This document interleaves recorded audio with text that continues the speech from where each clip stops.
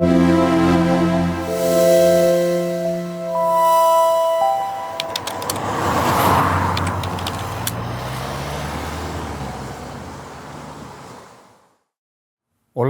yo me llamo Pere Rossinyol, soy periodista de la revista Alternativas Económicas y arrancamos hoy un nuevo episodio de una serie que llamamos Economía fuera del carril, en el que pretendemos hacer una panorámica por distintas tradiciones de la economía, distintas de la ortodoxa, de la que tenemos cada día en la mayoría de medios, cuando en realidad hay muchas otras visiones y prismas para explicar la economía y sobre todo su relación con la vida y con la gente.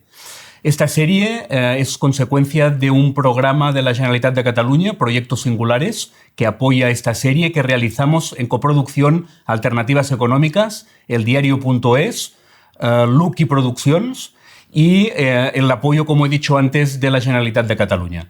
Y hoy, después de arrancar esta serie con la economía marxista, después vimos economía social y hoy vamos a abordar un enfoque que es la economía ecológica. Lo haremos con Enric Tello, que es catedrático de Historia de la Economía y las instituciones políticas y la economía mundial de la Universidad de Barcelona. Bueno, ¿qué tal, Enric? Hola, ¿qué tal, Pere? Muchas gracias por acompañarnos. La economía, siempre empezamos esta serie que aspira a ser muy divulgativa para que la gente vea que realmente existe gente muy preparada, rigurosa, tradiciones académicas que llevan mucho tiempo trabajando, pero que raramente tienen espacio en los medios. Intentamos que sea lo más didáctico posible y siempre empezamos para intentar sintetizar la tradición que hemos invitado. La economía ecológica en España tiene una larguísima tradición. Hay pensadores y académicos muy importantes, Naredo, muchísimos, Martínez Alier. Tú en el fondo eres un discípulo de esta corriente y empezamos entonces por que nos sintetices, que nos expliques qué entendemos o cómo definiríamos qué es esa tradición de la economía ecológica. Bueno, la economía ecológica es una disciplina científica que se mueve entre dos áreas. Podríamos decir que es una nueva disciplina híbrida que combina, traspasando fronteras, las enseñanzas de la ecología como ciencia y de la economía como ciencia, rompiendo esquemas, digamos, y estableciendo puentes para responder básicamente a los problemas contemporáneos de la insostenibilidad a la que nos ha conducido la economía estándar. Y cuando dices ecología, no ecologista, o sea, economía ecológica o economía ecologista, ¿cómo habría que llamarle? Bueno, el ecologismo se refiere siempre a un movimiento de denuncia y de transformación, mientras que la ecología se refiere a una ciencia, a una disciplina científica. Eso no significa que no haya ósmosis o relaciones entre ambas. Muchas personas que trabajamos en el ámbito científico y académico en la economía, pues somos también ecologistas y viceversa, aunque es importante distinguir entre las dos cosas para que quede claro que la economía ecológica es una disciplina científica con revistas muy importantes como Ecological Economics, con sociedades científicas internacionales como la Sociedad Internacional de Economía Ecológica, que por cierto una de sus reuniones fundadoras se hizo en Barcelona hace muchos años y en ella estaba Joan Martínez Alier, y la Sociedad Europea, por ejemplo, de Economía Ecológica, que ahora preside un profesor que es profesor de la Facultad de Economía y Empresa de la Universidad de Barcelona, Daniel O'Neill. Y desde un punto de vista académico, ¿en qué se distingue de la economía convencional? Antes has explicado un poco los rasgos, pero entiendo que puede haber economía convencional que también tiene en cuenta, de alguna forma, el respeto al medio ambiente. Es decir, ¿cómo precisamos un poco más incluso el saber? No, estamos ante una disciplina que es diferente de la convencional, ¿no? En efecto, existe lo que se llama la economía ambiental. La economía ambiental, a diferencia de la economía ecológica, es, digamos, un intento de abrir o considerar los problemas ambientales desde la economía de la corriente principal neoclásica liberal o neoliberal. El problema es que este enfoque, con el que la economía ecológica mantiene una discusión en términos científicos con claras contraposiciones, pero también en algún caso puede haber algún acuerdo, lo que intenta hacer es llevar al terreno del mercado y de la cuantificación coste-beneficio en términos puramente monetarios, lo que ellos llaman externalidades. Es decir, para ellos, la interacción entre el funcionamiento de la economía y el medio ambiente es una externalidad. Ese mismo concepto ya indica con mucha claridad que para ellos es algo que está fuera. Y por tanto, está fuera de la economía. No, que la economía está fuera de la naturaleza, está fuera de la ecología. Y también, en el fondo, fuera de la sociedad. Es decir, entienden la economía como algo que está en un vacío mercantil. ¿De acuerdo? Entonces, ellos están en esta especie de campana de cristal donde se ha extraído el aire de todo lo que tiene vida y el aire de la propia sociedad, y solo quedan esos elementos abstractos de supuestos agentes que interactúan en un mercado perfecto para asignar los recursos de forma óptima de acuerdo con unos precios que surgen de estos mercados por oferta y demanda. Entonces, esto es su universo mental.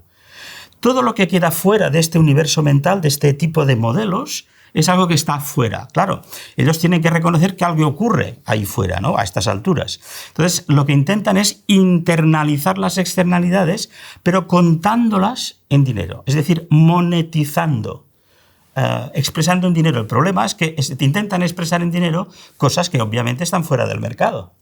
Y entonces ahí incurren en una serie de, en fin, de procedimientos que son para nosotros muy discutibles. Puede haber ahí algún punto en el que pueda haber algún acuerdo, eso no es en ciencia es normal, pero hay grandes diferencias entre la economía ecológica, que hace exactamente la operación conceptual contraria. La economía ecológica empieza por decir, miren, la economía funciona dentro de la sociedad y la economía y la sociedad funcionan dentro de la naturaleza, porque sin este sostén que nos da la vida, que nos dan los sistemas naturales, estos materiales, esta energía, estos ecosistemas que nos proveen de servicios ecosistémicos, sin eso no existe ni sociedad ni economía. Y claro, esto significa también que el funcionamiento de la economía, que ahora mismo lleva tiempo deteriorando estos sistemas sociales y sobre todo naturales, que es el foco principal, pero no único, también la sociedad de la economía ecológica, pues claro, el problema es que eso es insostenible y nos lleva a una situación que ha sido definida recientemente por el Instituto de Resiliencia de Estocolmo como una superación de 9 límites planetarios. Es decir, el crecimiento económico, que justamente es el objetivo de la economía estándar, lograr siempre el máximo crecimiento económico para beneficiar al máximo a los que gestionan el sistema desde el control del capital, ¿verdad? Y a través de esos beneficios, para obtener mayores beneficios, esa economía mercantil tiene que crecer siempre a más. Claro, ese crecimiento infinito en una biosfera finita, dentro de una sociedad, es una quimera, es imposible. Y ya sabemos, porque nos lo dicen en este caso científicos naturales, ecólogos, hemos superado no solo los límites del clima con el cambio climático y la emergencia climática, sino hasta 9, o sea, 8 más, 9 límites planetarios. Se va mucho más allá del cambio climático. No es que claro, ahora tenemos un problema con el cambio climático. Sin duda lo tenemos. Eso lo tenemos. Sin duda sino lo tenemos. Que es incluso anterior al cambio climático. Es decir, ¿cuáles son los otros 8? No hace falta hacer una lista exhaustiva, pero ¿de qué estamos hablando? Estamos hablando de un deterioro enorme de la biodiversidad, de la que dependemos para una serie de servicios ecosistémicos clave. Para poner solo un ejemplo muy sencillo, pero importantísimo, la polinización que nos hacen todos los insectos, sin los cuales las plantas no pueden crecer y no nos podríamos alimentar de la mayor parte de lo que comemos. Bien, pues hay una crisis de las abejas y de muchos otros polinizadores porque estamos destruyendo biodiversidad por todas partes, en el suelo, en el subsuelo, en el suelo y en el aire, ¿no? Pájaros, en fin, etcétera, ¿no? Todo tipo de animales que nos proveen de servicios ecosistémicos vitales. Otro ejemplo muy importante y muy desconocido es lo que los ecólogos llaman la disrupción de los ciclos, perdón por las palabras, biogeoquímicos del carbono, el nitrógeno y el fósforo y el potasio. El del carbono tiene que ver con el cambio climático directamente, es decir, hemos sacado mucho carbono de los combustibles fósiles y lo hemos puesto en la atmósfera y junto con otros gases de efecto invernadero, provocan el cambio climático.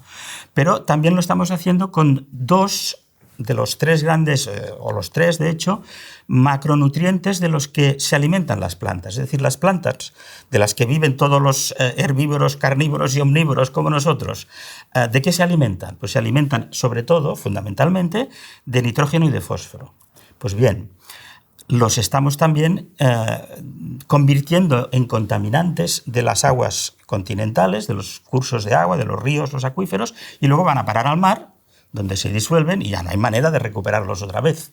¿De acuerdo? Y quizás uno de los más preocupantes es el fósforo, porque el fósforo, el nitrógeno, al final se puede captar del aire, porque la mayor parte de la atmósfera es nitrógeno. Eso la gente quizá no lo sabe, pero no es oxígeno, es nitrógeno, que nosotros respiramos, pero no sirve para nada. Nos importa el oxígeno para nuestro cuerpo. Pero el nitrógeno lo necesitan las plantas en el suelo y no lo pueden captar del aire. Entonces, hay unas bacterias muy importantes que lo pueden fijar en el suelo. Entonces, a través del cultivo de leguminosas, por ejemplo, pues podemos extraer nitrógeno del aire y ponerlo en el suelo. Por tanto, el problema del nitrógeno tiene en parte solución a través de otra de las cosas que yo me dedico, que es la agroecología. ¿De acuerdo? Pero, trabajar con la naturaleza cultivando bien y no contra la naturaleza. Pero con el fósforo, el único fósforo es el que tiene la litosfera, la tierra, la corteza terrestre. Entonces es limitado y es vital para el crecimiento de las plantas y lo estamos tirando al mar de una manera, y ese es otro de los límites. Y podría hablar de otros. Bueno, entonces lo que comprendo, lo que entiendo mejor es un enfoque económico acepta los límites, acepta que hay límites, acepta que toda la sociedad y la economía se tiene que organizar sin traspasar estos límites, porque claro, si no, en última instancia, no habrá economía. Frente a un enfoque convencional en el que los límites parece que no se aceptan y se intenta, por lo que te he entendido, al decir que hay externalidades, como si eso fuera una cuestión que no tiene que ver con la economía, de qué manera se mitigan o de qué manera se compensan, pero por lo tanto al final estaríamos hablando de la aceptación o no del... Exacto. Y claro, ahí una de las confrontaciones importantes es, mientras la economía convencional sigue pensando que el crecimiento económico puede seguir adelante, bien, ahora tenemos un problema con el cambio climático, de acuerdo, pues cambiaremos de combustibles fósiles a energía solar y a energía eólica y a otras fuentes renovables y seguimos como si cambiáramos la rueda del coche que se ha pinchado y le ponemos la rueda de recambio de las renovables y seguimos el camino. ¿Y esto por qué no es posible? Porque a la mayoría de gente le gustaría pensar que esto es posible. Claro. Hay una transición energética, hay una transición ecológica. ¿Por qué no es posible esto? Sí es posible, pero no es suficiente. Es decir, claro que hay que hacer la transición a las renovables, sin duda, pero no es suficiente. Porque el problema está en que están todos los otros límites planetarios e incluso el propio cambio climático. Si vemos lo que lo origina el conjunto de gases de efecto invernadero y qué partes del sistema económico lo están generando, nos damos cuenta, por ejemplo, que el sistema alimentario y agrícola es una pieza fundamental. De hecho, el conjunto como sistema, no como sector a la agricultura, sino el conjunto del sistema de producción a consumo, incluyendo los transportes que son de alimentos, la refrigeración de alimentos y toda la cadena, es el 34% de todas las emisiones de gases de efecto invernadero. Y hay estudios muy relevantes, publicados en revistas muy relevantes, que dicen, si no cambiamos esta otra parte, tampoco salen los números y no se puede cumplir con el Acuerdo de París de limitar el cambio climático a 1,5 grados, que ya estamos muy cerca, por cierto. Y en el Mediterráneo ya lo hemos superado. Pero al mismo tiempo el ser humano es la hostia. O sea, técnicamente ha demostrado una capacidad de tecnologías, Lo digo porque, ostras, parece que la economía ecológica sea portadora de malas noticias frente a una alegría, digamos, que es que siempre logramos, la humanidad, salir adelante frente a los cenizos. Eso yo creo que es una percepción que tiene mucha gente, digamos, y que a lo mejor por eso cuesta que os hagan caso a los economistas ecologistas, no sé, o ecológicos. ¿Qué responderías, digamos? Es decir, la técnica, la capacidad tecnológica, ¿estás convencido de que no es suficiente para salvarnos, entre comillas? Claro, la innovación tecnológica es importantísima, la necesitamos, no cabe ninguna duda, aunque depende de cuál. El problema está en que los economistas convencionales que viven en esa burbuja mercantil dan por supuesto que siempre encontraremos una solución tecnológica. Pero en realidad sus modelos, para ellos eso también es una externalidad. Para ellos es algo que cae del cielo. Presuponen que si las señales de precios marcan de que hay un agotamiento de un recurso, se encontrará otro. Y habrá siempre una sustituibilidad infinita. Pero eso lo dan por supuesto, no lo demuestran. Lo dan por supuesto. La diferencia es que nosotros trabajamos, evidentemente, con las contabilidades convencionales en dinero también, pero sobre todo trabajamos con las contabilidades biofísicas y las relacionamos unas con otras. Por tanto, nuestros modelos alternativos, consisten precisamente en contar las cosas en términos físicos, energéticos, biológicos, territoriales, y luego conectarlos con los flujos de dinero, y vemos cómo unos arrastran a los otros. Y entonces es cuando nos damos cuenta que no es tan fácil. Y sobre todo, no podemos darlo por sentado, que es lo que hace la economía convencional. Ya inventaremos algo. Bueno, perdón, es que tenemos muy poco tiempo. Es que hemos ya traspasado con iremos inventando algo, ya hemos traspasado, de estos 9, hemos traspasado 6 límites planetarios. Y los otros van creciendo y también podría, de año en año van aumentando los impactos. Por tanto, vamos mal. ¿Y qué tipo de indicadores son esos indicadores biofísicos? Porque la economía convencional y los medios de comunicación van detrás con los mismos indicadores, se fijan en cosas como, después hablaremos, pero como el Producto Interior Bruto, el crecimiento, la inflación, y a partir de ahí deciden si la economía va bien o mal. ¿Qué tipo de indicadores crees que tenemos que prestar atención para ver si las cosas van bien o mal desde un punto de vista de que la economía y la sociedad pueda seguir reproduciéndose sin que reviente todo? Esa es una de las grandes polémicas o diferencias, podríamos decir, entre la economía convencional y la economía ecológica. Nosotros precisamente lo que proponemos es una visión alternativa de lo que es una buena economía y, por tanto, otro tipo de indicadores, otro tipo de mediciones. Y justamente, por ejemplo, uno que es muy popular y que todo el mundo conoce a estas alturas es el de la huella ecológica, ¿verdad? Es decir, cuánto territorio de la Tierra se necesita para satisfacer la cesta de consumo de alguien en un lugar del mundo, ricos, pobres, urbanitas y personas en zonas rurales, en fin, etcétera, ¿no?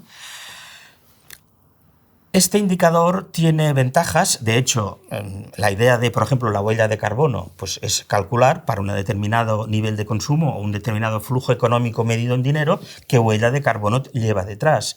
O la huella hídrica, cuánta agua necesita. O la territorial, cuánto territorio. ¿Vale? Entonces, ¿Todos estos datos existen? ¿Vosotros los manejáis? Sí, claro que sí. Pero justamente, ya que hablábamos de la idea de los límites planetarios, ahora hay una línea que está ganando mucho interés, que es desde la economía ecológica hacia la sociedad, que es lo que se llama la economía donut o rosquilla. Parece un nombre muy friki, pero no lo es. Es un concepto muy interesante que se basa en una idea muy clara.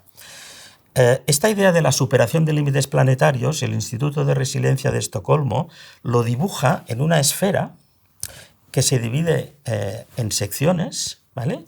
Y entonces cada uno de ellos son estos límites planetarios, y cuando el impacto está todavía en verde dentro de los límites planetarios, lo pintan en verde, y cuando supera los límites de la Tierra redonda, lo empiezan a marcar en rojo y va subiendo en función de cómo se mide cada uno de estos indicadores. Que cuanto más rojo, más está superando los límites. Eso es. Entonces, es como una foto donde tenemos los límites planetarios en superación. ¿Qué significa? ¿Que la tarea cuál es? Pues reducir estos impactos hasta que estén dentro de los límites planetarios. Bien, por tanto ya tenemos un buen indicador, que de hecho no es un indicador, muy importante esto, sino un conjunto de indicadores, cada uno de los cuales con sus propias unidades. Luego, la economía rosquilla es una idea que o Donut ha desarrollado Kate Raworth en la Universidad de Oxford, haciendo lo siguiente. La idea también es muy sencilla. A este primer círculo le ponemos otro dentro, ¿vale? Y entonces es cuando tenemos esta especie forma de donut. De donut o salvavidas, si tú quieres. Sí. Quizá es más adecuado incluso, en el que tenemos un fundamento social. ¿Qué significa este fundamento social? Que todo el mundo tiene que tener acceso, para llevar una buena vida, a una serie de satisfactores de necesidades básicas. Por tanto, también esta parte se divide en secciones y tenemos una serie de satisfactores. Pues necesitamos energía, necesitamos agua, necesitamos alimento, necesitamos cobijo. Educación, imagino. Educación, salud, voz política, es decir, no todo es físico, también hay elementos sociales ahí. Y entonces también ahí se hace el mismo juego, es decir, cuando hay partes de la población que están por debajo de una satisfacción de sus necesidades, está en rojo y supera hacia adentro, en rojo, los límites del fundamento social. Sería como concebir una casa en la que hay un suelo en el que todo el mundo tiene que estar y hay un techo del que nadie tiene que traspasar. Y eso sería la rosquilla. Y eso sería el lugar donde vivir y donde operar la economía. Exactamente. Y esto se convierte en lo que se llama un espacio seguro y justo para que todo el mundo pueda vivir una vida digna sin superar límites planetarios, que significa comprometer la vida de las generaciones futuras y probablemente también de las presentes, por tanto es injusto. ¿Esto se cuantifica también país por país? Exacto. Esto se está cuantificando a todos los niveles, a escala global, claro, pero también país a país o ciudad a ciudad. Un aspecto interesante es que hay un movimiento de ciudades, entre las cuales está Barcelona, y hay un mapa de ciudades que están empezando a calcular. La primera en Europa fue Ámsterdam, por ejemplo, que está en proceso. Y un poco la idea de estos indicadores es que sean como una foto de la propia ciudad, o un espejo, ¿no? Es decir, la ciudad se mira a sí misma y dice, ¿cómo andamos? ¿Vale? ¿Cómo andamos de fundamento social? Y cómo andamos de traspaso de límites planetarios. Y, por tanto, ¿qué tareas tenemos? ¿Qué planes tenemos que hacer para reducir? Y esto es decrecer en impactos biofísicos y, a la vez, mejorar la calidad de vida de todo el mundo. ¿Y hay algún país que apruebe siguiendo esos indicadores, es decir, que cumpla simultáneamente, que respeta estos límites del planeta y al mismo tiempo ofrece a sus ciudadanos los derechos mínimos para tener una vida digna? ¿Existe algún país que lo cumpla? No. ¿En todo el mundo? No, pero sin embargo sí que en los primeros análisis que se han hecho con este sistema complejo, como ves, de indicadores, pero muy interesante, a lo que sí sale es que hay algunos que están menos mal que otros y otros que están mejor en términos de fundamento social. Por poner un caso, ¿no? Un país que está en un nivel intermedio de satisfacción de sus necesidades básicas y que quizá no supere tanto límites planetarios, podría ser Costa Rica, por poner un ejemplo, pero hay otros. Lo que sí también es muy interesante es que si comparamos en qué punto estaban en un determinado año en que se empieza a medir y dónde están ahora, digamos, hacen una trayectoria de límites planetarios en superación y de mejora de las condiciones de fundamento social. Y lo que se observa es una curva en la cual los países que no superan límites planetarios tienen un fundamento social inaceptable. La gente tiene que mejorar la satisfacción de sus necesidades en el sur global, claramente. Pero también en el norte global resulta que llevamos quizá 20, 30, 35 años en el que hemos seguido aumentando los impactos y la superación de límites planetarios sin ninguna mejora de nuestros fundamentos sociales y a veces con algún empeoramiento, claramente por el aumento de la desigualdad. Por tanto, está claro que con estos indicadores se observa que la solución no es el crecimiento, o al menos el crecimiento económico que llevamos experimentando en los últimos años no ha mejorado para nada y a veces ha empeorado las condiciones de vida de los fundamentos sociales y a la vez ha empeorado mucho los impactos planetarios. Pero escuchándote, o sea, desde un punto de vista gráfico, o sea, me parece una diferencia muy grande con la economía convencional. La economía convencional dice, hay algunos países que van bien, porque tienen un PIB fuerte, por no sé qué, no sé cuántos, y otros que van mal, están en vías de desarrollo. El enfoque que estás diciendo, nadie va bien.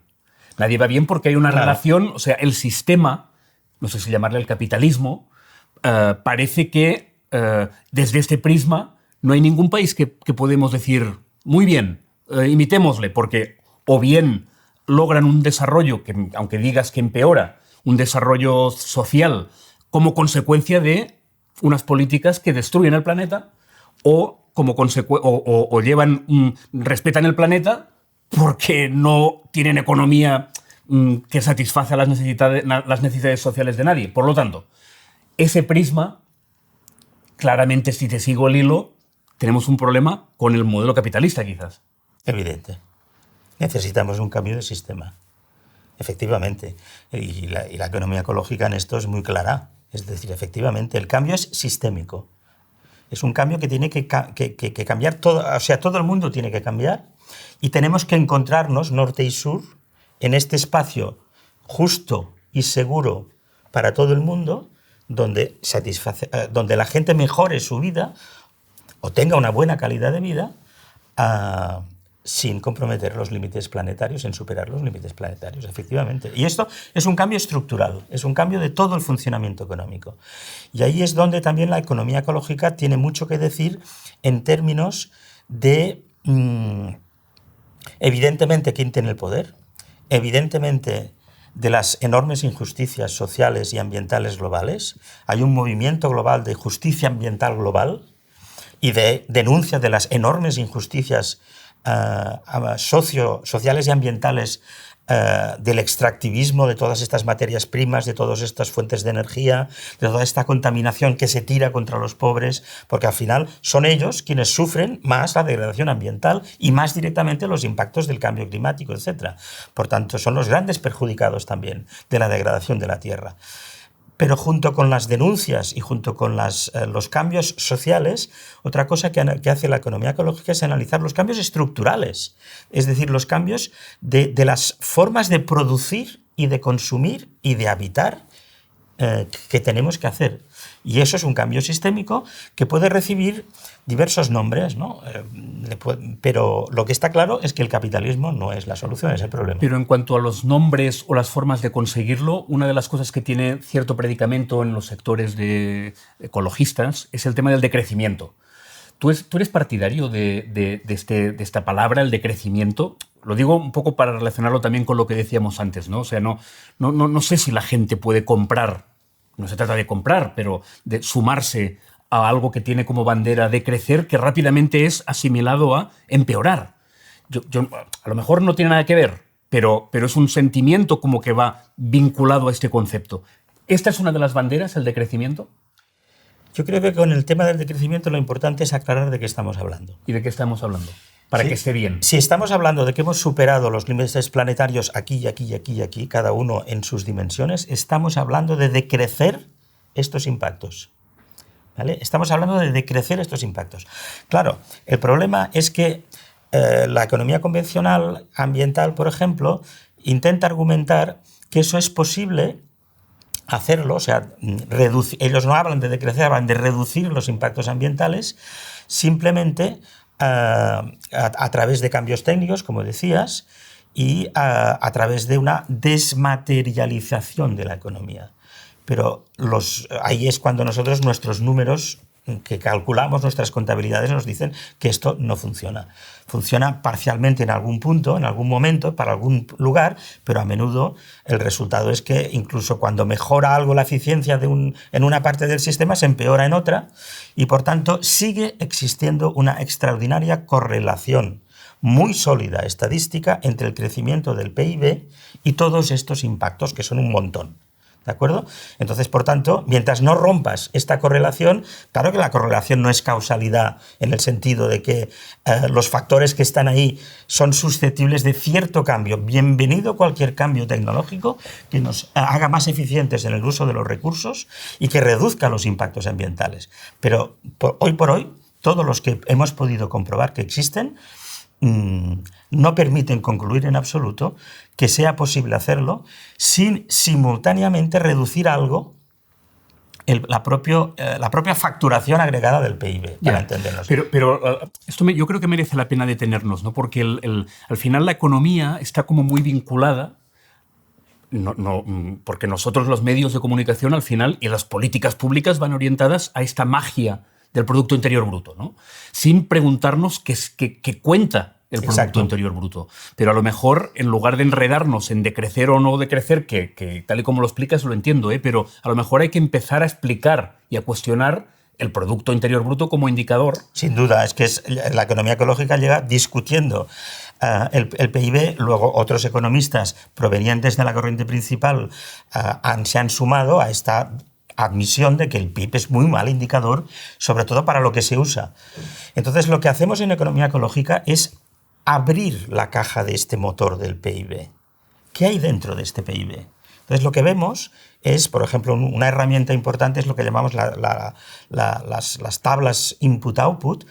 Miramos y descomponemos por sectores y vemos los flujos que van desde la extracción de materiales hasta el consumo final de cada país o región o en todo el mundo.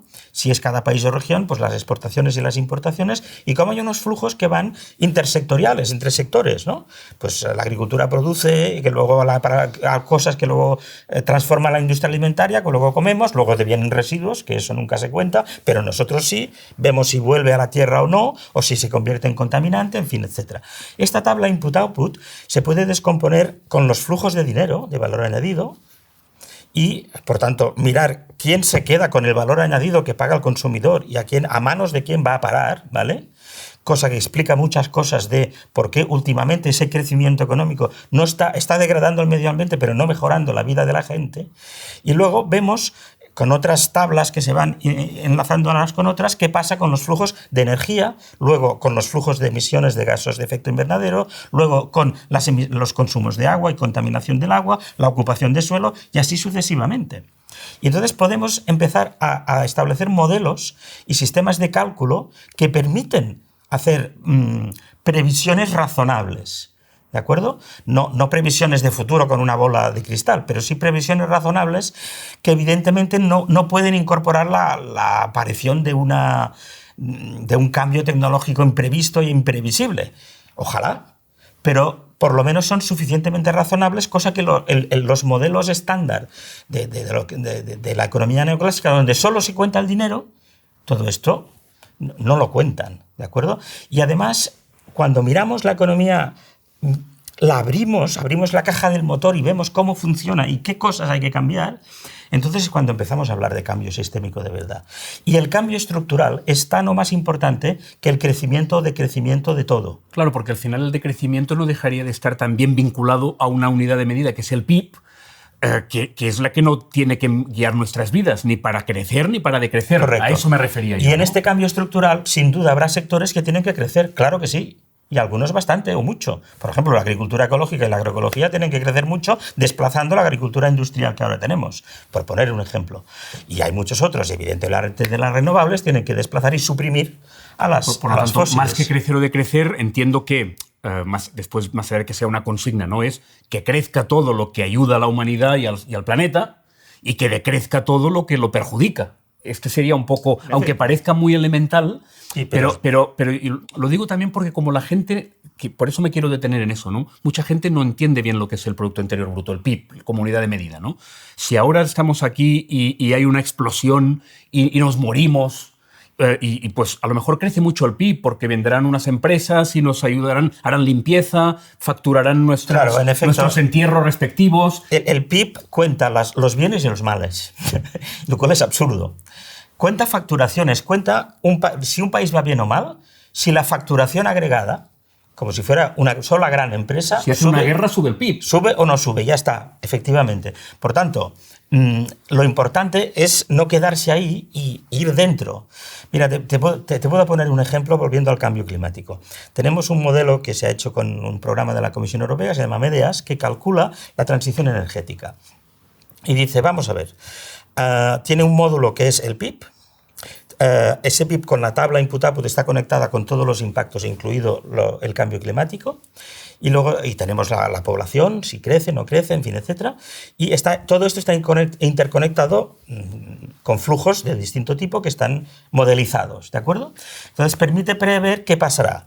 Entonces hacemos el cambio, por ejemplo, a las renovables, cosa que exige consumir más materiales. Litio y una serie de tierras raras que son bastante limitadas, por cierto, que exigen mucho consumo energético para extraerlas, procesarlas y hacer nuestros móviles, nuestras placas solares y nuestros coches eléctricos, ¿de acuerdo? Vale, hacemos los cálculos y decimos, bueno, a ver, ¿qué va a ocurrir? Y lo que ocurre es que si queremos hacer lo que llaman el crecimiento verde, pasa lo siguiente. Que el crecimiento verde, sobre todo si hay un Estado que lo impulsa, un Estado con políticas keynesianas, ¿verdad?, que impulsa y estira de la inversión privada hacia todos estos cambios estructurales, pero solo, y esta es la clave, solo en el ámbito energético, ¿qué ocurre? Ocurren dos cosas. Ocurre que la economía y el PIB se dispara, por lo que tú decías. Por tanto, sí, durante un tiempo funciona, pero, chocamos con los límites biofísicos.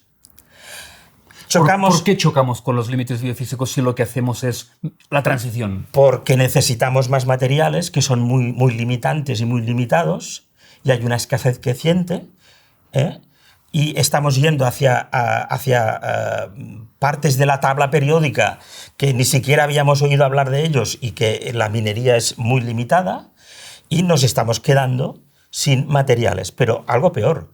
Necesitamos muchísima energía para extraer y procesar, porque están en leyes en cantidades muy pequeñas, incluso en las mayores concentraciones, y entonces necesitamos consumir energía fósil para producir energía renovable. Resultado, no cumplimos con el Acuerdo de París. Y por tanto nos superamos, y de mucho más de 2 grados. O sea, el crecimiento verde incumpliría con el Acuerdo del Cambio Climático. ¿Y Europa está...? Pero la buena noticia es que el propio modelo nos dice que hay una vía de salida. Y la vía de salida es un decrecimiento suave, ¿vale?, bien planeado del PIB global, repartido luego por sectores, con un gran cambio estructural. Y ahí es donde está la clave. Las otras piezas en las que no se está pensando, que son clave, como la alimentación. Entonces, si cambias también el sistema agroalimentario y si cambias a los otros sectores industriales hacia lo que se llama ecología industrial circular, ¿vale?, entonces sí salen los números. Es decir, el modelo nos dice que todavía podemos encontrar solución y limitarnos, o sea, no superar el 1,5 grados, todavía estamos a tiempo si hacemos todos estos cambios. Pero, en efecto, un decrecimiento suave. Pero hay un tercer escenario en este modelo. ¿Sabes cuál es? No hacer nada. ¿Y sabes a dónde nos lleva? Al desastre, entiendo, ¿no? Al peor de los decrecimientos posibles. O sea, los reales decrecentistas son los que niegan ese decrecimiento y quieren crecer a cualquier costa, y son los negacionistas. Estos nos conducen al peor de los decrecimientos. ¿Hay algún gobierno que lo esté haciendo bien? Porque por lo que te escucho, entiendo que calificas a la Unión Europea dentro de estos que sueñan con la transición verde capitalista, pero que por lo que dices es inviable. Y después hay un tema de la Unión Europea que siempre me llama la atención, que nos enorgullecemos de que somos los únicos, al parecer, que reducimos las emisiones, pero sin contabilizar que a lo mejor no es así, porque si se externaliza fuera la producción y luego se traen las cosas, parece un truco contable, ¿no? O sea, la pregunta entonces es doble. ¿Cómo ves la Unión Europea en todo esto que estamos hablando? Y ¿hay algún gobierno que mínimamente te parezca que avance en esas líneas que estás contando? La Unión Europea se encuentra, como todos los gobiernos del mundo y también los que tenemos por aquí, en esta contradicción, y lo que intentan es contentar a todo el mundo. Una de las características, y por tanto es contradictoria, y hay pulsiones completamente contradictorias. Dentro del Parlamento Europeo ahora se ha visto, ¿no?, por ejemplo, con el Farm to Fork salía la propuesta de llegar al 25% en el 2030 de agricultura ecológica, de tierra cultivable en agricultura ecológica en Europa. salió de la comisión con esta propuesta y luego quedó en, bueno, se recomienda, no es obligatorio. Salía la reducción drástica de los fitosanitarios, de los pesticidas, o nosotros los llamamos biocidas, que contaminan de forma, son uno de los primeros responsables de que nos estemos quedando sin polinizadores.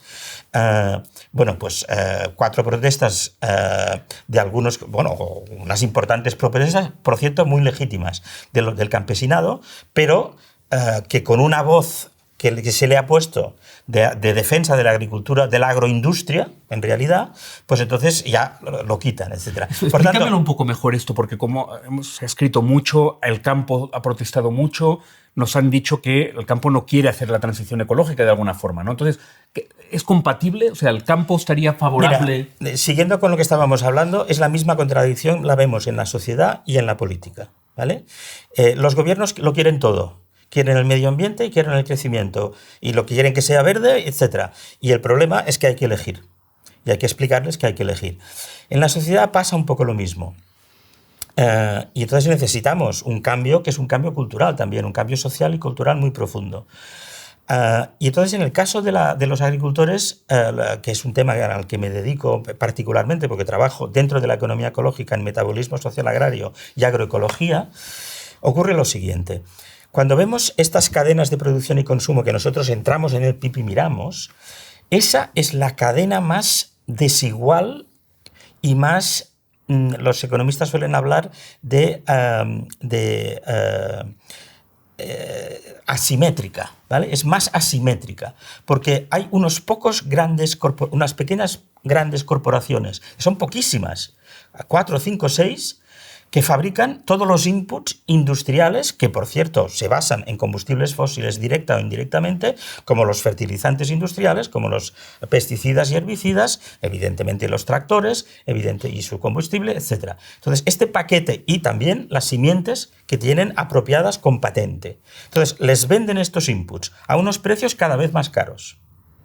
Por otra parte, ellos producen con estos inputs cuando no se salen del redil y hacen agricultura agroindustrial, monocultivos industriales intensivos con estos inputs que tienen que pagar cada vez más caros. Y luego se encuentran que cuando van a vender estos productos, lo hacen, esa dependencia de estos inputs externos, lo hacen para que por unidad de suelo produzca más cosecha, monocultivo, y entonces cuando van a vender esta cosecha más grande, se encuentran que quienes les compran, las grandes cadenas de supermercados, los grandes transportistas, que son poquísimos, que mueven barcos por el mundo con cereales y con los productos agrarios, pues se los pagan a unos precios cada vez más bajos. Esto significa que de lo que paga el consumidor final, lo que pagamos, el valor añadido que les llega a ellos es cada vez más estrecho, más estrecho, más estrecho. Y realmente tienen toda la razón del mundo de levantarse y protestar, porque es que no se ganan la vida y por eso los estamos perdiendo. Nos estamos quedando sin campesinos en todas partes. Pero ¿y por qué se cabrean contra los ecologistas cuando lo que estás describiendo es un sistema en el que ellos se llevan la peor parte, pero la sociedad también? Exacto. Bueno, entonces ahí tiene que ver con el engranaje de la deuda, porque muchos de ellos tienen el patrimonio familiar comprometido y están enormemente endeudados con bancos. Y entonces están intentando salir como pueden a flote. Por ejemplo, una cosa que han hecho muchísimo es invertir entonces aceptando tener una granja de cerdos o de pollos industriales que son absolutamente insalubres y que son hipercontaminantes. Es una de las fuentes de este problema que te explicaba del nitrógeno y el fósforo contaminante. Contaminan las aguas con nitratos y entonces resulta que descubren que sí, durante los primeros tiempos esto les da un ingreso extra, pero dura muy poquito. Y a continuación, como otra vez quedan atrapados por este doble presión de los inputs y la rosquilla al revés. Exacto. Entonces, pues otra vez caen. Entonces están en una rueda. Y el problema es que a algunos de ellos, sobre todo en el norte global, les cuesta mucho salir de este enfoque mental, porque es la transición ecológica. Pero aquellos que lo hacen, y cada vez lo están haciendo más, los nuevos campesinos y viejos que se reconvierten a la agricultura ecológica, de repente descubren 3 cosas muy importantes. Primero, se liberan de la dependencia de los inputs externos. Segundo, recuperan el control. la información y la cultura, que es enorme, que tienen ellos, de lo que se da bien, de este suelo y del otro, de que hay que plantar aquí y allá, el conocimiento que da el trabajo, que para la agricultura industrial no sirve de nada, porque el control de la información del sistema la tienen las grandes corporaciones que les venden el paquete entero, ellos lo recuperan. Y esto los empodera en el mercado. Les empodera en varios sentidos porque están sustituyendo estos inputs costosos, y cada vez más, por soluciones basadas en la naturaleza que ellos controlan, pueden controlar. Y además pueden derivar sus productos en canales más cortos, buscando un consumidor más consciente que lo paga mejor. Y entonces reciben más valor añadido. Y nuestros estudios nos dicen, y otros, que acaban obteniendo más valor añadido por unidad de suelo y de trabajo, produciendo menos cantidad por unidad de suelo.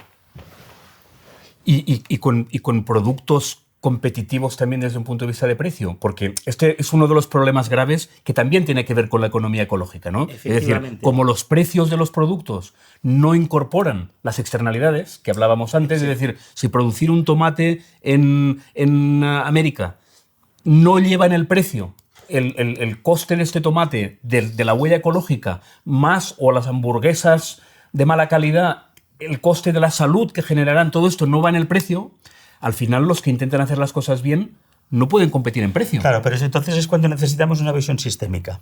Cuando hacemos todo el análisis del sistema, nosotros nos vamos analizamos las encuestas de presupuestos familiares. ¿En qué nos gastamos el dinero?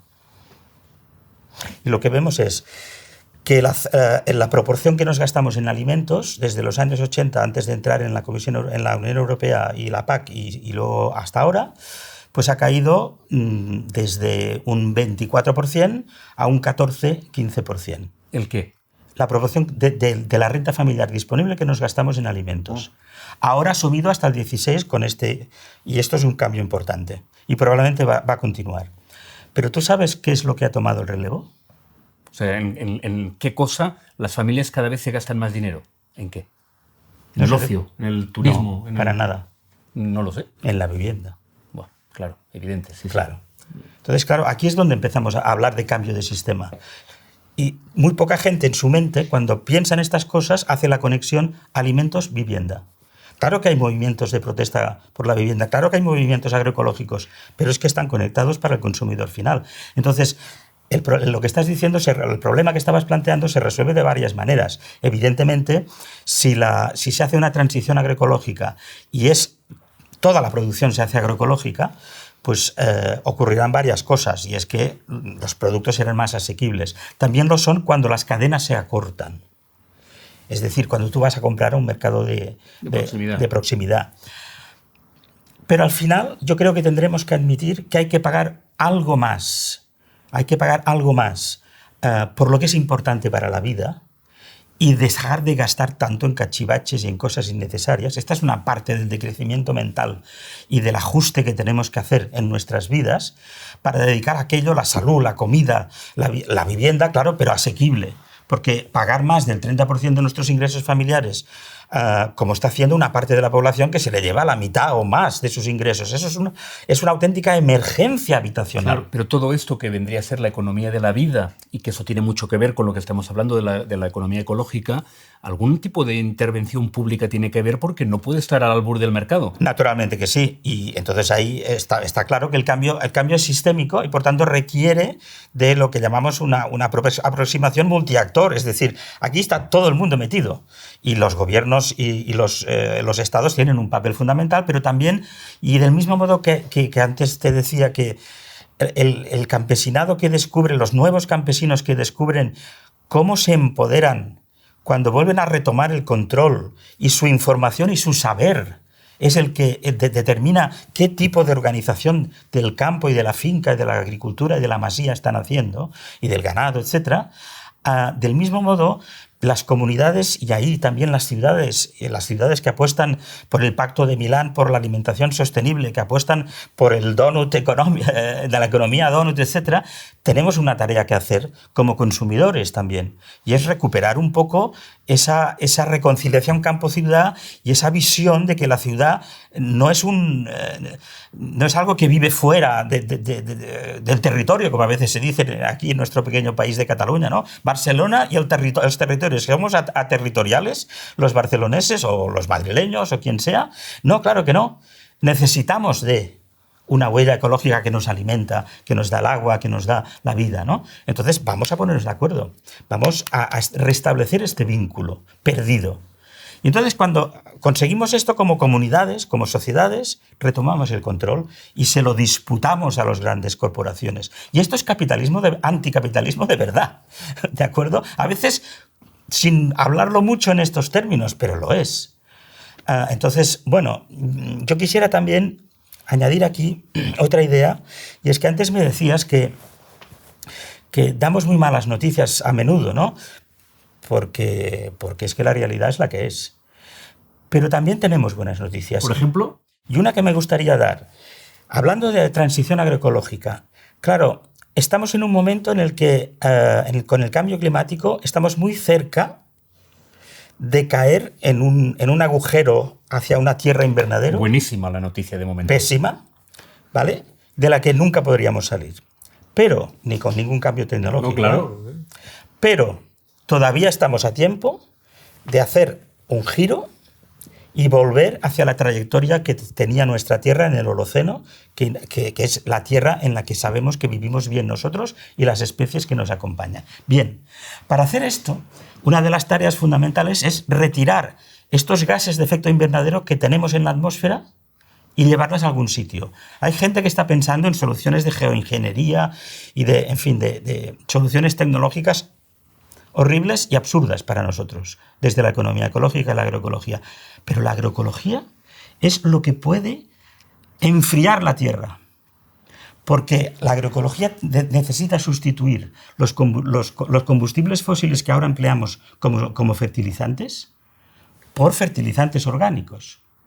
Y hay que volver a enriquecer el suelo, que lo tenemos súper depredado, súper empobrecido de materia orgánica. Entonces hay que volver a poner vida en el suelo. Y resulta que esto consiste en sacar carbono, también nitrógeno, pero ahí lo que importa es el carbono y otros gases, y reducir las emisiones de óxido nitroso, que es otro gas de efecto invernadero, y ponerlo en el suelo. ¿Pero esto ya se puede hacer? Se está haciendo. Esto es lo que hace ya la agricultura ecológica, la agricultura regenerativa, la permacultura. La agroecología ya lo está haciendo, y el movimiento internacional Vía Campesina, que son 200 millones de campesinos del mundo organizados con una voz mucho más importante que la que ha salido así con una versión de extrema derecha de las últimas protestas de algunos campesinos, y quizá ya no campesinos, empresas agrarias muy grandes en Europa, está diciendo: nosotros estamos enfriando la tierra. Nosotros somos los que estamos haciendo el cambio, empezando ya a hacer el cambio. Por tanto, claro que sí, hay que defender a los campesinos y a la transición agroecológica, porque es lo que nos va a ayudar a hacer la tierra otra vez habitable, ¿vale? Y por tanto, ¿el cambio climático tiene solución? Sí, todavía lo tiene, y una de las piezas clave es comer de otra manera, producir de otra manera alimentos y tratar de otra manera a los animales.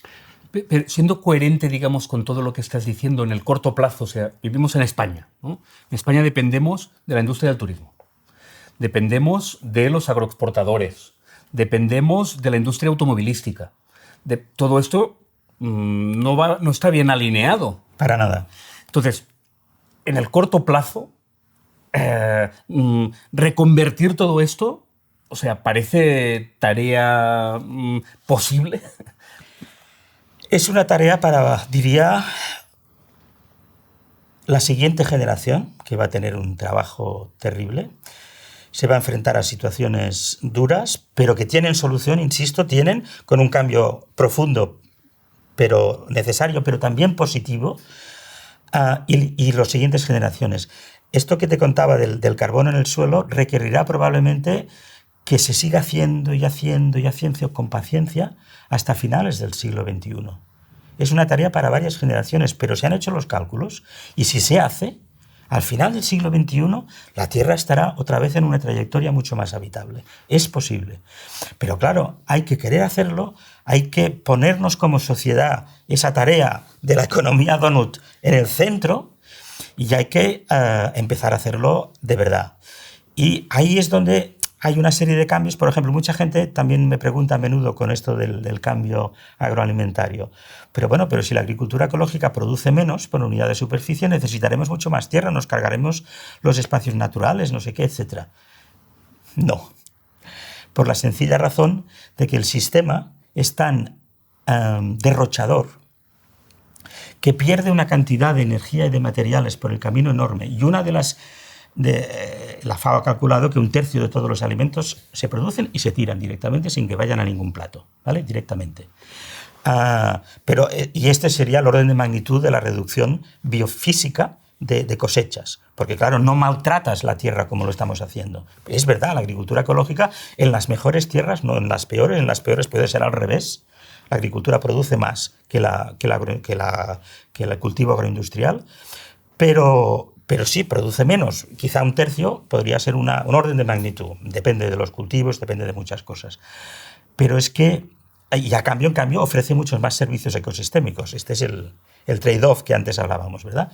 Pero es que donde no estamos perdiendo más, es que mira, en España, la mitad, y en el mundo, más de la mitad de todos los cereales y legumbres también que producimos, no los comemos los humanos. Se los damos en granjas de engorde a los animales. Estos animales pueden comer, los rumiantes tienen 4 estómagos y pueden comer cosas que nosotros no podemos digerir. Déjalos pastar tranquilamente en pastos y entonces, si tú liberas con una ganadería extensiva, claro una ganadería no son ecológica. Animales, son comunidades de producción. Vale, entonces, si cambiamos la ganadería, la pieza ganadera, ¿vale? Liberamos una tal cantidad de alimentos que podemos alimentar a todo el mundo y no hay ningún problema y no hay que cultivar más tierra de la que ya está cultivada, aunque quizá alguna estaría bien por aquí que la recuperáramos también para mejorar la biodiversidad, ¿vale? Con un paisaje más en mosaico que todas estas masas uniformes de bosques en recrecimiento que son muy pobres en biodiversidad vegetal y animal y se nos queman constantemente, ¿vale? Por tanto, también hay margen incluso, sobre todo en el norte global, para cultivar más tierra. Pero es que no haría ni siquiera mucha falta, ¿de acuerdo? Con un cambio de la dieta. Y esto lo está diciendo la Organización Mundial de la Salud, lo están diciendo los médicos. Tenemos que defender la dieta mediterránea que la estamos perdiendo y todas las dietas planetarias saludables. Más o menos, para que la gente nos entienda, estamos hablando de recortar el consumo de carnes a la mitad. No es tan difícil. Claro, pero va en contra de la lógica del mercado de la industria agropecuaria. Bueno. Pero sí, evidentemente. Sí. Entonces tú comes un poco menos de carne. La carne se encarecerá, se está encareciendo. Ajustas por ahí la cesta de consumo familiar de la que hablábamos. Consumes mucha más legumbre. 3 veces por semana, come legumbres, por favor, que son proteína vegetal y sustituye, y no esta proteína animal que es tan cara energéticamente, ecológicamente. Y poco saludable. Y poco saludable para tu salud. Y que te engorda, te hace obeso, etc. No tenemos problemas de diabetes, de obesidad infantil, y de etcétera, ¿no? Entonces, vamos a hacer una sociedad más sana. Y entonces, todo esto se está publicando en revistas de Lancet, etcétera, médicas, que han lanzado proyectos en este sentido y se preocupan de la dieta global planetaria, están hablando de lo mismo que hemos estado en esta conversación. Pero a pesar de, y con eso ya iremos terminando, a pesar de este diagnóstico complicado y que estamos a las puertas del precipicio, te noto, no sé si llamarle optimista, pero con una vitalidad que me hace pensar que eres optimista. Está a punto de ganar la extrema derecha en Europa, pero te veo optimista. No sé si es por tus resonancias del optimismo de la voluntad, de toda esa tradición que también vienes, gramsciana, si me permites. ¿Eres optimista?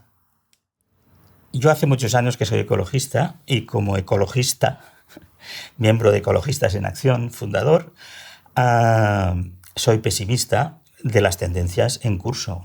No puede ser de otra manera. Pero como economista ecológico y agroecólogo, que estudio las posibilidades, con modelos, con contabilidades biofísicas de lo que se puede hacer, tengo también que dar tengo la convicción y tengo que transmitir a la sociedad la idea de que sí se puede, que todavía se puede, y por tanto hagámoslo. Y tengo una hija y que comparte piso y casa, porque compartir es también una forma de entrar en la economía donut, con otra, y que tiene su pareja, etc. Y mi hija también. Y yo quiero que esta gente tenga futuro. Y lo puede tener, ¿vale? Si no, se lo roban. Y por esto Fridays for Future y todos estos movimientos de jóvenes que están movilizándose para que se tome en serio este cambio, tienen toda la razón, porque saben que son la generación clave. Esta generación, la siguiente, yo me he dedicado a luchar por el medio ambiente desde que tenía 16 años, ¿de acuerdo? Pero en el Comité Antinuclear de Cataluña, en fin, etc. Nuestra tarea ha sido intentar convencer del problema. Como generación hemos en parte fracasado y en parte hemos conseguido que el problema fuera tan gordo, pero también nuestra lucha por reconocer el problema, que efectivamente ya se reconoce, pero ahora la gran tarea es hacerlo realidad. Es la lucha por las soluciones, es la lucha por el cambio sistémico. Bueno, yo soy optimista en este sentido porque creo que todavía tenemos evidencia científica para decir estamos a tiempo para hacerlo, pero se nos está cortando. Muchísimas gracias, Enric, por acompañarnos y ayudarnos a entender qué era la economía ecológica. Pues gracias a vosotros por este magnífico programa. La economía ecológica, lo hemos visto, aspira a que no las externalidades dejen de contar aparte, de que se introduzcan en el análisis central, y esta es una visión de la economía que tiene una larga trayectoria, una enorme fortaleza de académicos, uno de ellos Enric Tello, que nos ha acompañado hoy en esta serie Economía fuera del carril, con la que pretendemos abrir el foco, escuchar otras tradiciones de la economía solventes, rigurosas y que proponen otras formas de afrontar la economía y la vida. Esa es una serie que hacemos desde Alternativas Económicas con el apoyo y la coproducción del diario.es, Lucky Productions, Conexiona y con el apoyo de un programa de proyectos singulares de la Generalitat de Cataluña de apoyo a la economía social. Hasta la próxima, muchas gracias.